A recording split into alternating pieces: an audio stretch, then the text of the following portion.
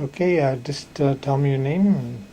Hi, I'm Brigitte, coordinator of Culinary Arts Department, and I'm also manager of the cafeteria and all the food services.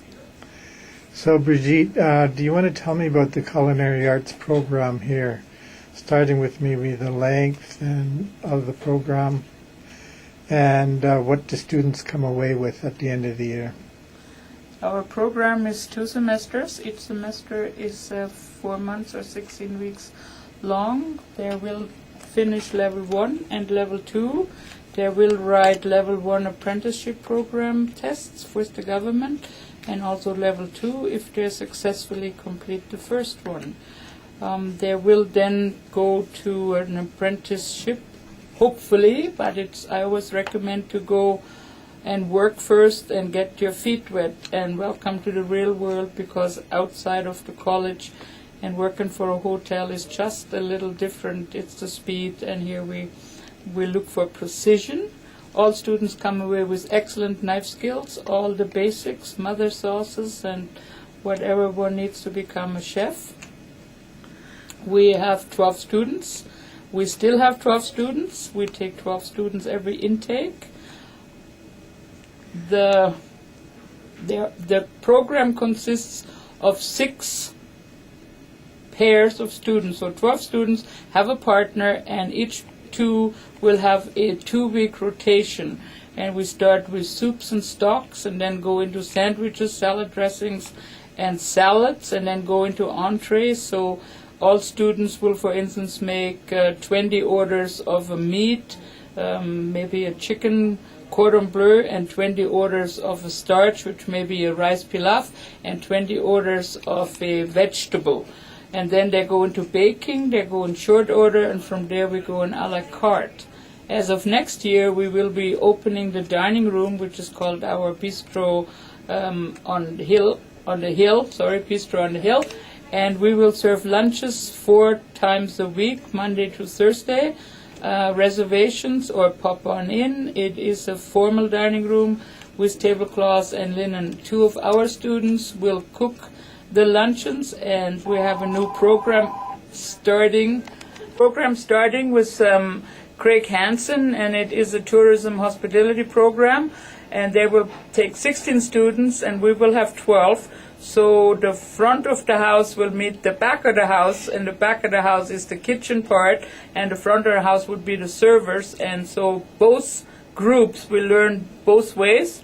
And then after, like I said, in October, they will start serving and taking cash and running it as a proper restaurant, and our students will do 2 weeks. So every 2 weeks will be a new rotation, and everybody gets a chance. So all students complete the 6 rotations for 2 weeks, and that brings them through semester 1, and then it's a little upscale, and we then not as precise methods is what we drill really into, and make sure they get the methods and the knife skills. And after that, as I call it, let's play and become inventive and use your imagination. Cooking is like painting. You got to see it, you got to taste it, you got to just go with the flow. That's what we try to instill with our students. Lots of passion. If we don't have passion, wrong industry. I was just going to mention, what are the prerequisites to get into the course, Brigitte?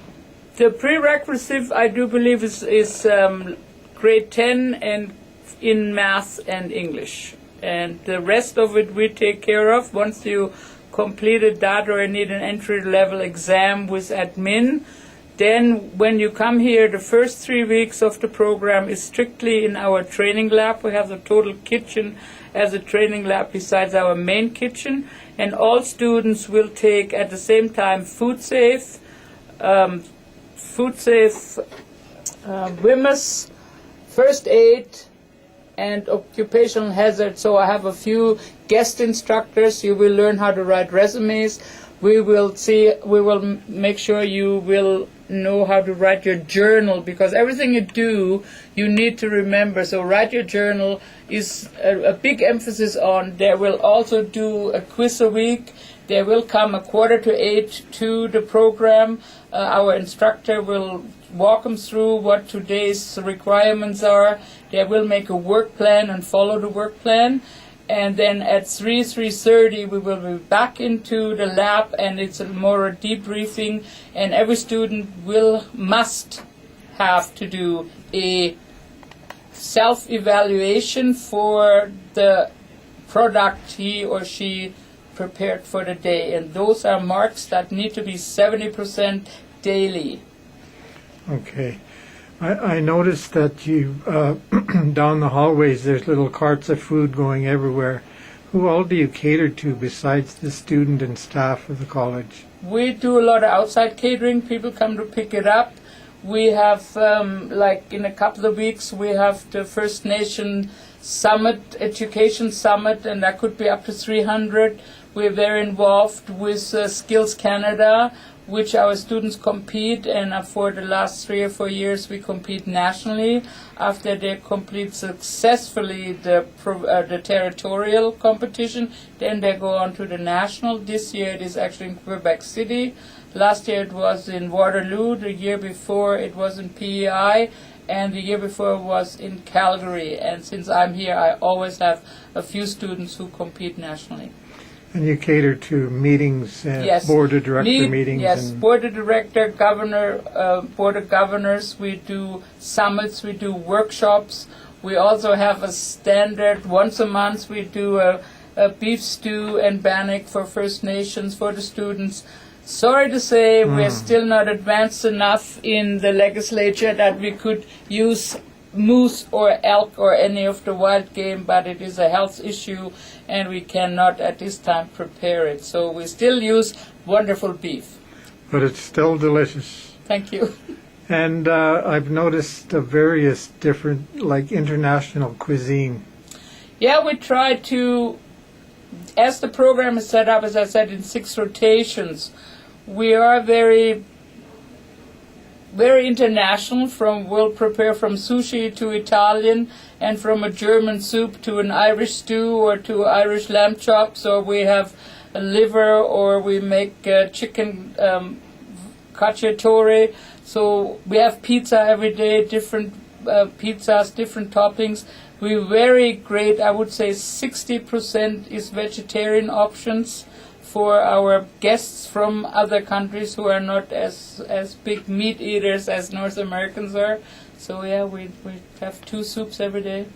And another thing I noticed, Brigitte, is celebrity chefs.